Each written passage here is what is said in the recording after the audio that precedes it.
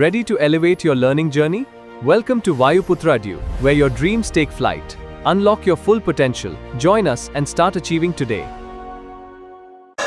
तो सेल के बारे में हम लोग पढ़ चुके थे, ठीक है। बेसिक चीज़ें सेल में क्या क्या होता है वो पढ़ चुके थे। अभी यहाँ पे दिया है स्ट्रक्चर ऑफ सेल, मतलब सेल का बनावट, ठीक है।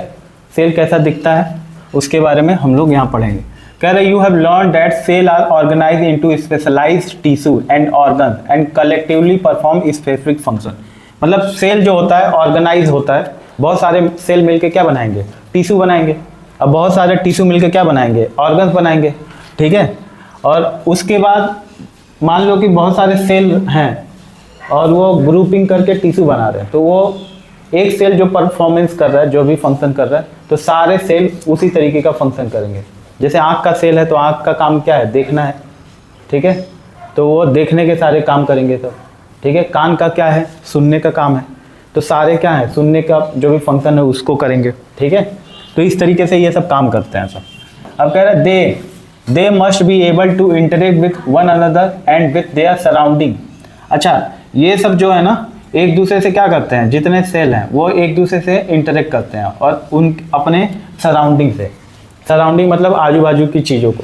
तो इसी तरीके से हम लोग क्या होता है कि आँख से जो भी चीज़ें देखते हैं वो सब हमारे माइंड में क्या हो जाता है, ऑब्जर्व हो जाता है। कान से जो भी चीज़ें सुनते हैं हमारे दिमाग में वो ऑब्जर्व हो जाता है। इसीलिए लोग क्या बोलते हैं कि अच्छी चीज़ें देखो, अच्छा सुनो, अच्छा बोलो। कहने का मतलब वो सब क्या हो रहा है, तुम्हारे माइंड में रिकॉर्ड होता जा रहा है, ठीक है। अब बचपन में जो जो चीज़ें तुम देखे हो अभी, तो वो सब तुम्हारे दिमाग में रहेगा। अब तुम कहीं पे भी चले जाओ, विदेश में चले जाओ, दुनिया के किसी भी कोने में चले जाओ, वो चीज़ें तुमको रहेंगी, समझे। तो इसीलिए पढ़ाई लिखाई का भी टाइम पीरियड कितना रखा गया, 25 साल, क्योंकि ग्रोथ एज है। और इसमें जो एडॉप्ट हो गया वो जीवन भर तुम्हारे साथ रहेगा, समझे। तो इसीलिए क्योंकि ये सब इंटरेक्ट करता है, these interaction occur at the cell boundary where substance move between the cell and their external environment.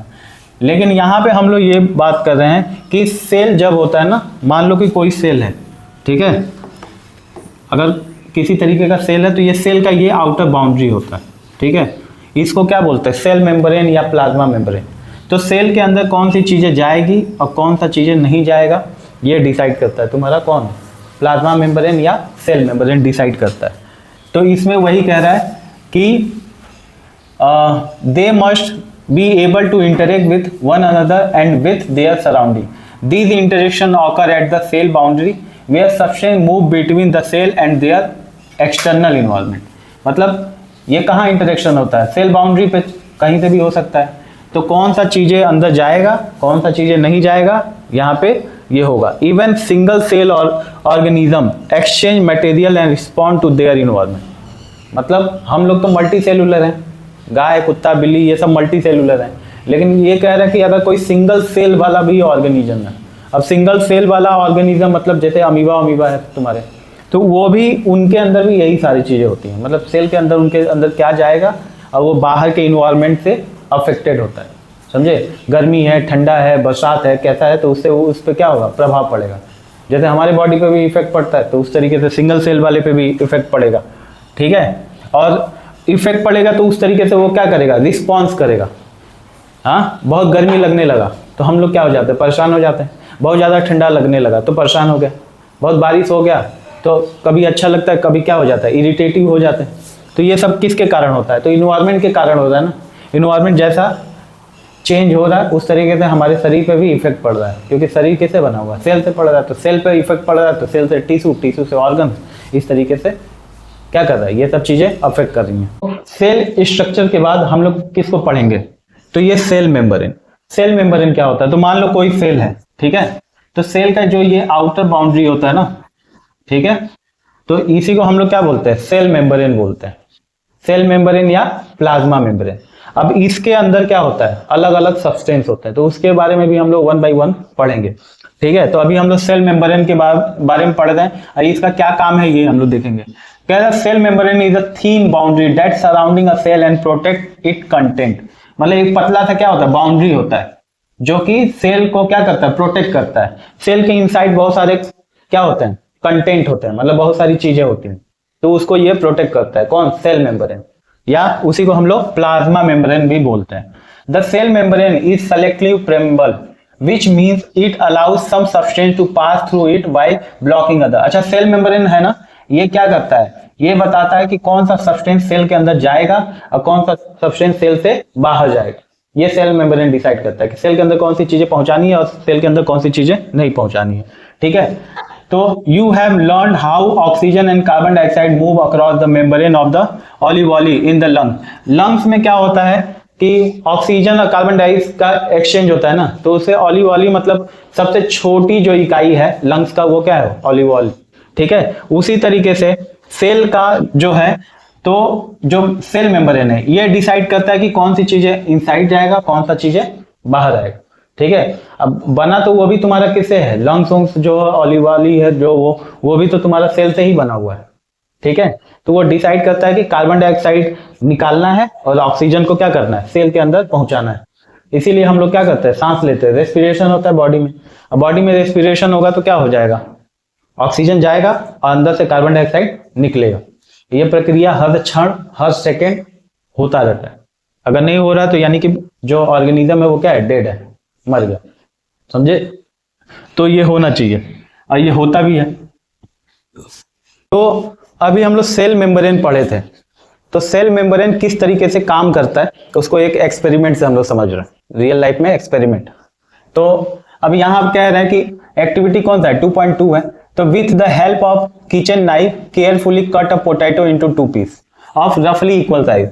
दो तो क्या करो, आलू का 2 टुकड़ा काट लो और 2 ठो बीकर ले लो, एक को नाम दे दो ए, दूसरे को नाम दे दो बी, और फिर क्या कर रहे हैं, measure and record the initial weight. अच्छा, तुम उसको काटे हो जब आलू के टुकड़े को, तो उसका वेट मेजर कर लो कि कितना है, काटने के बाद कितना है, और उसके बाद 2 बीकर लो और उसमें क्या कर दो, put 1 piece of the potato in beaker 1, एक में एक ठो डाल दो और दूसरे में दूसरा डाल दो, और उसमें क्या डालो, potato in beaker B with 20% salt, और एक में डालो तो इसमें केवल पानी डालो।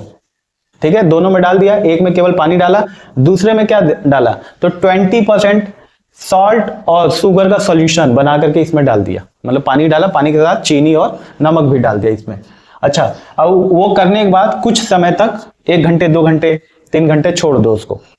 ठीक है, उसके बाद क्या करोगे, फिर निकाल करके उसको measure and record the final weight of each piece. दोनों का वेट फिर निकालो और वेट करो दोनों का, तो उससे तुमको क्या ऑब्जर्व होगा।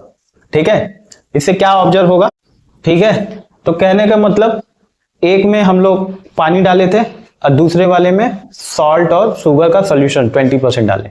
अब कुछ समय छोड़ दिए और कुछ समय के बाद जब निकाले, मतलब 1-2 घंटे 3 घंटे छोड़ो और उसको जब निकालोगे, निकाल करके वेट करोगे, तो तुमको क्या समझ में आएगा, तो कह रहे हैं कि calculate the difference between the initial and there final wait. तो दोनों का जब वेट, स्टार्टिंग में जो वेट था और ये प्रोसेस करने के बाद जब वेट, तो दोनों में ऑब्जर्व करोगे ना, तो क्या होगा, जो ए वाला है मतलब बीकर ए में क्या था, केवल प्लेंटी वाटर था, केवल मतलब कहने का मतलब केवल पानी था, तो पानी वाला स्वेल हो गया, स्वेल का मतलब सूज गया। ठीक है, यानी वो पानी को क्या कर लिया, ऑब्जर्व कर लिया, जबकि दूसरा वाला क्या होने लगा, वो श्रिंक करने लगा। ठीक है, मतलब तैरने लगा।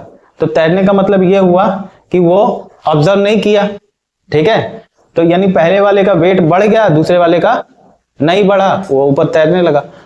तो इससे हमको क्या कंक्लूजन मिला, रिजल्ट क्या मिला, कि पानी को तो वो अंदर इंटर करने दिया लेकिन सॉल्ट और शुगर को इंटर नहीं करने दिया।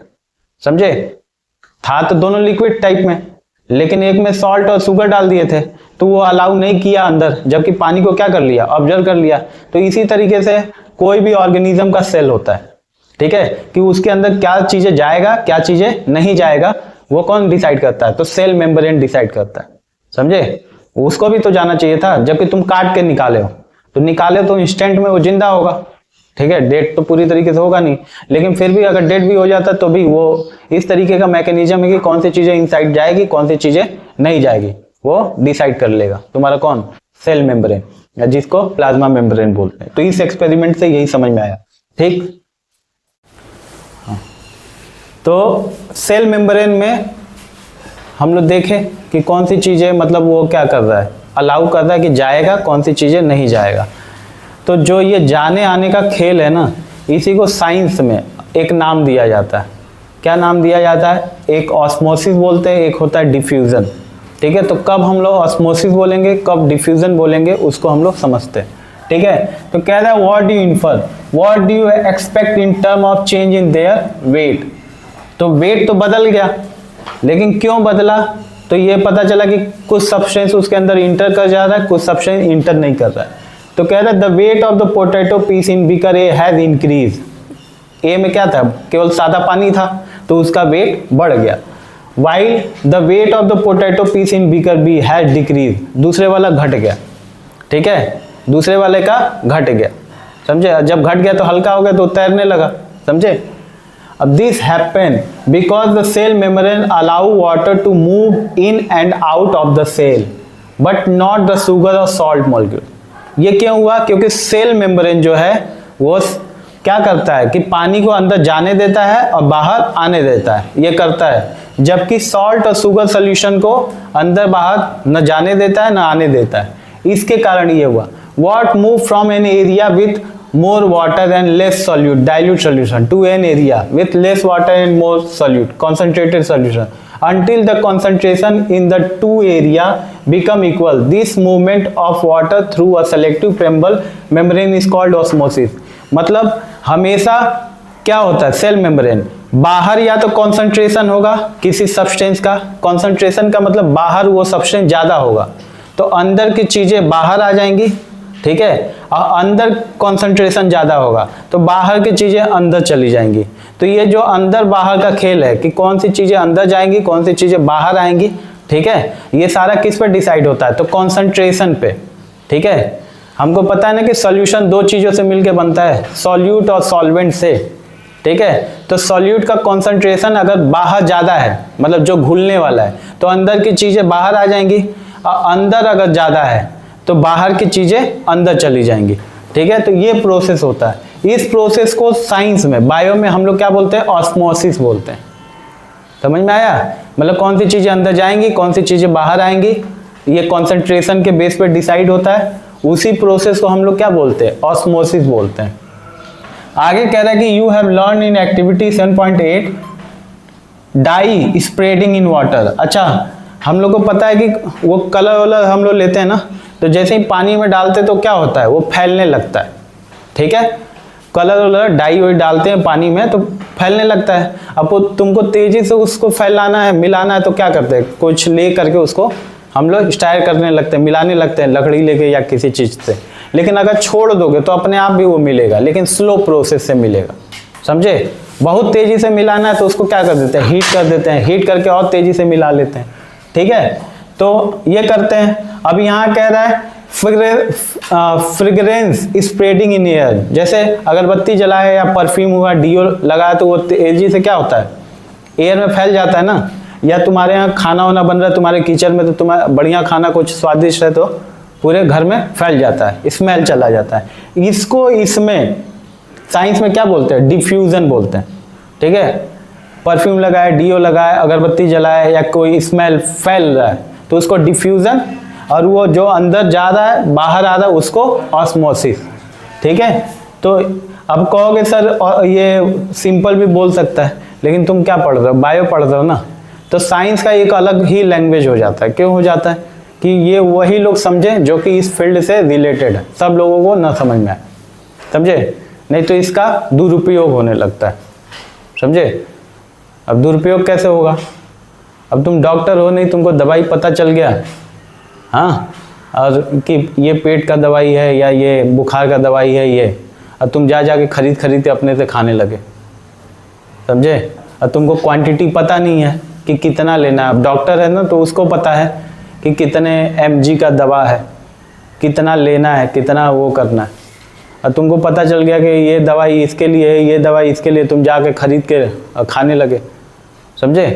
तो ओवरडोज हो जाएगा। ओवरडोज होगा तो उसका रिएक्शंस हो जाएगा, इवन डेथ हो जाएगा, मर भी सकते हो उससे, समझे?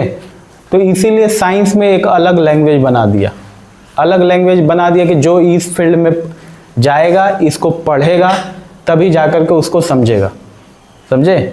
तो इसीलिए ऑस्मोसिस हो गया, डिफ्यूजन। नॉर्मली भी तो हम लोग कह सकते हैं कि अरे स्मेल तुम्हारा फैलता है, हाँ, फैल जाता है चारों तरफ। ये तो डेली लाइफ में हम लोग देखते हैं, कभी अगरबत्ती घर में जल रहा है या दीपक जल रहा है या धूपम जल रहा है या तुम्हारा डीओ लगा रहे हैं लोग, परफ्यूम लगा रहे हैं, तो फैलता है ना ये सारी चीज़ें।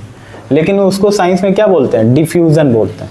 ठीक है, अब कह रहा है कि diffusion is the net movement of particle from higher to lower concentration. अच्छा, ये डिफ्यूजन कहाँ होता कहाँ है? तो मान लो इस कमरे में हम लोग क्या कर दिए, बहुत सारा स्मेल है, इसमें परफ्यूम है बहुत सारा, तो ये धीरे धीरे फैल जाएगा पूरे बिल्डिंग में।